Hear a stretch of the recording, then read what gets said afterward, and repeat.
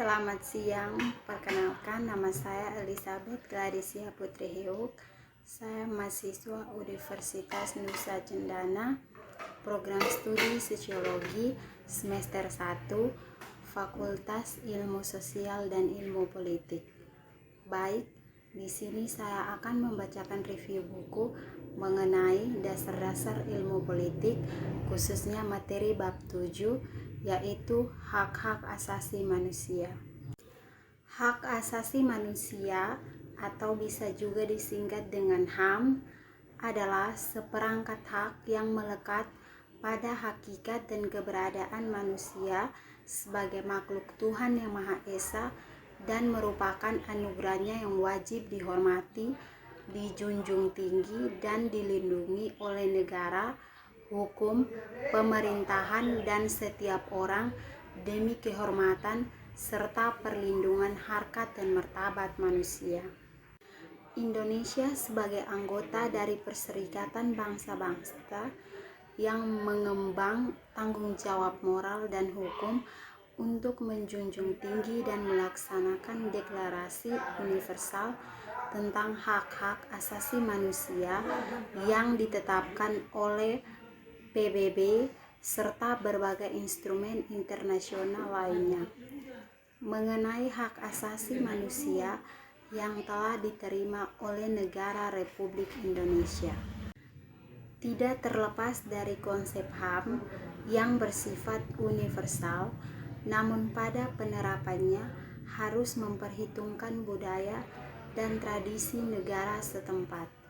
Faktor ekonomi atau tingkat kesejahteraan masyarakat dapat diangkat sebagai pemegang peran penting yang pada akhirnya ikut menentukan kualitas penegakan HAM di suatu negara.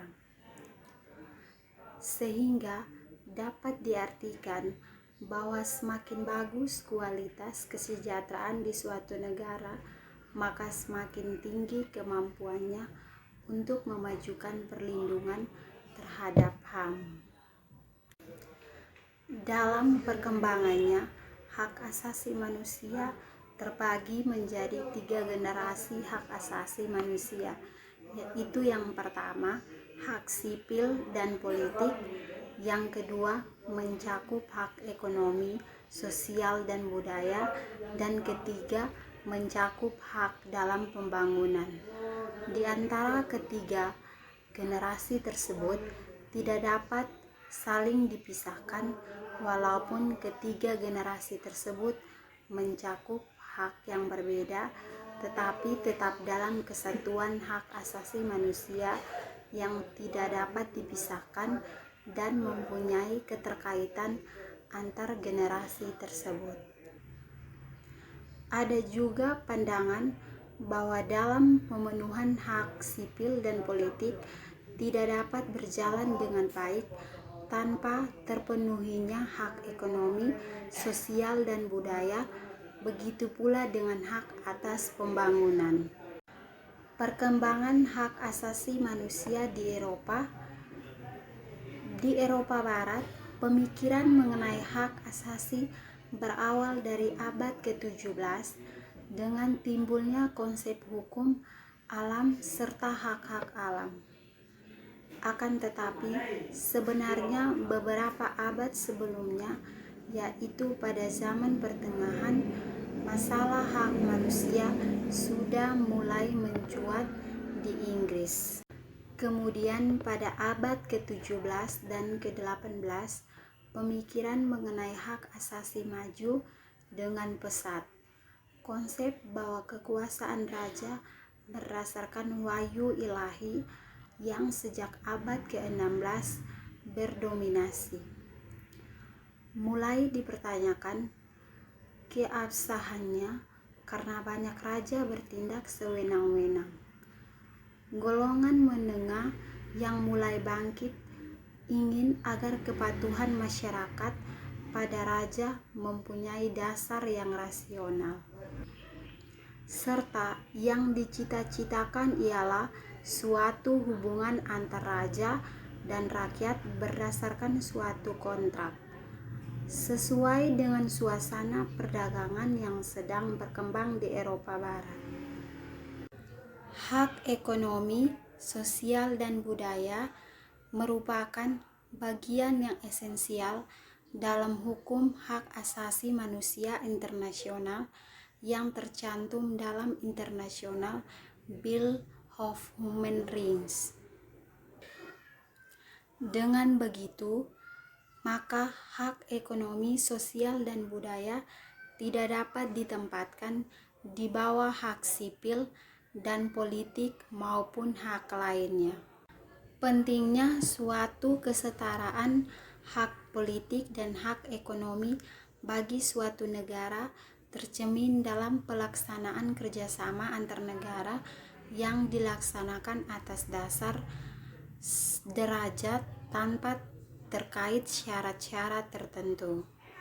Sesuai dengan Deklarasi Universal Hak Asasi Manusia, dapat dicita-citakan umat manusia yang bebas untuk menikmati kebebasan dari rasa takut dan kekurangan hanya dapat dicapai apabila diciptakan kondisi di mana setiap orang dapat menikmati baik hak-hak ekonomi, sosial, dan budayanya maupun hak sipil dan hak politiknya.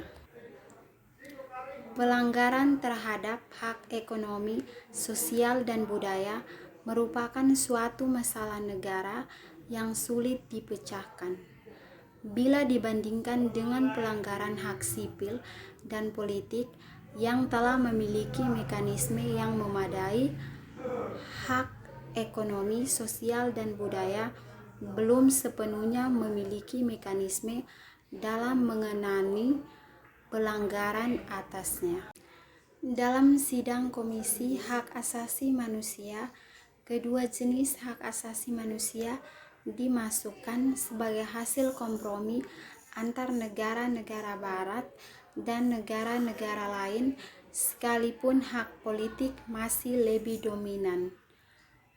Pada tahun 1948, hasil pekerjaan komisi ini universal diterima 48 negara dengan catatan bahwa 8 negara antara lainnya yaitu Uni Soviet, Arab Saudi, dan Afrika Selatan tidak memberikan suaranya atau abstain.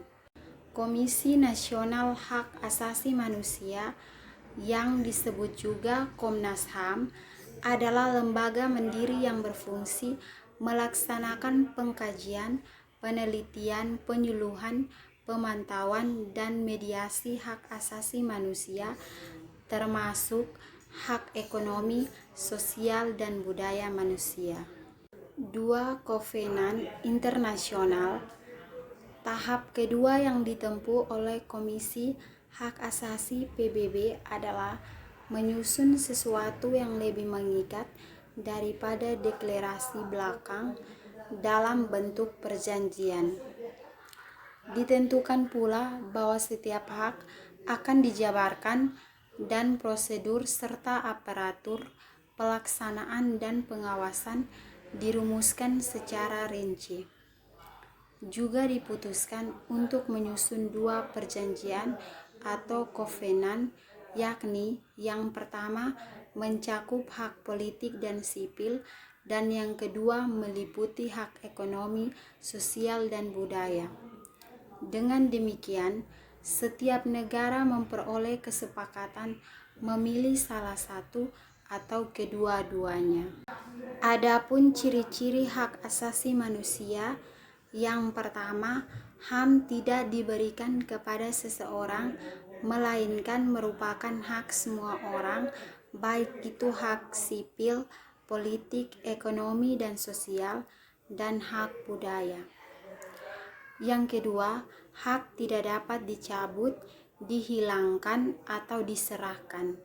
Yang ketiga, HAM bersifat hakiki, yaitu hak yang sudah ada sejak manusia dalam kandungan.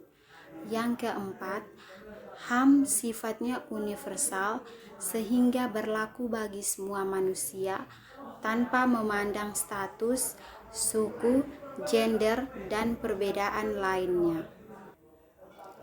Sekian dan terima kasih. Selamat siang.